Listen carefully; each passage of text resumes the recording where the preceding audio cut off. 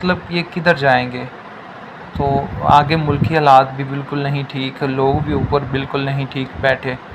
तो बहुत जो है ना इनकी ज़िंदगी मुश्किलों में पड़ चुकी है और इनके ऊपर अपना अल्लाह रहम करे।